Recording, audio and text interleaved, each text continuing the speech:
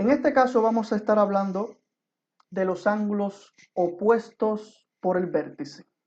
Vamos a ir al concepto.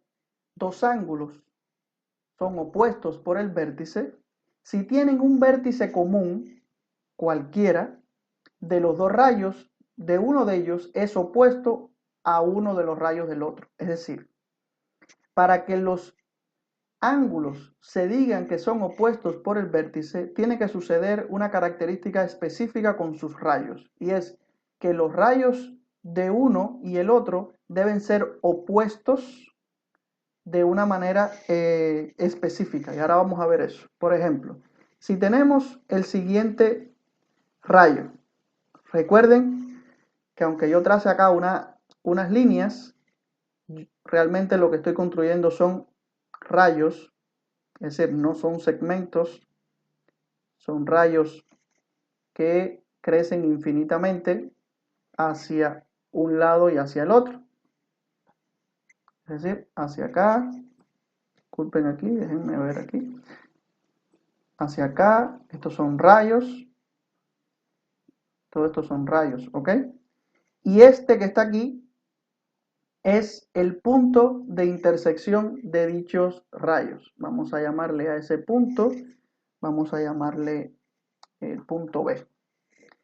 Vamos a poner un punto en este rayo que sea, digamos, A este vamos a llamarle C, a este vamos a llamarle D. Todos estos son puntos que tienen estos rayos. Solo para un problema de notación de los ángulos vamos a ponerle una letra a cada uno de esos puntos. Ahora bien, se dice que los ángulos son opuestos por el vértice si, solo si, los rayos que conforman dichos ángulos son a la vez rayos opuestos.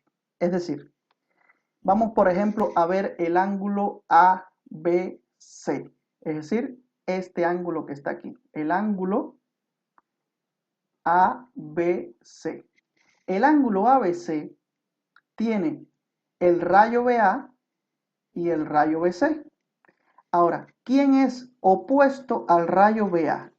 Bueno, pues un rayo opuesto al rayo BA es el rayo BD, es decir, este es opuesto a BA. ¿Y quién es opuesto al rayo BC? Pues el rayo EB. Entonces, acá, entre estos dos rayos que son opuestos, se forma un ángulo también. Dicho ángulo, en este caso, el ángulo EBD, son ángulos opuestos por el vértice. Ambos ángulos tienen el mismo vértice, en este caso el vértice es B, pero están compuestos por rayos diferentes, pero esos rayos son opuestos entre sí.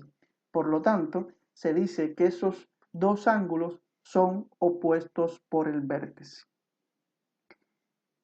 En esta figura también podemos obtener dos ángulos opuestos más. Podemos obtener, por ejemplo, el ángulo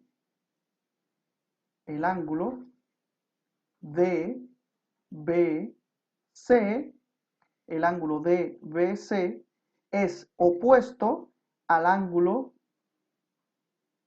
EBA.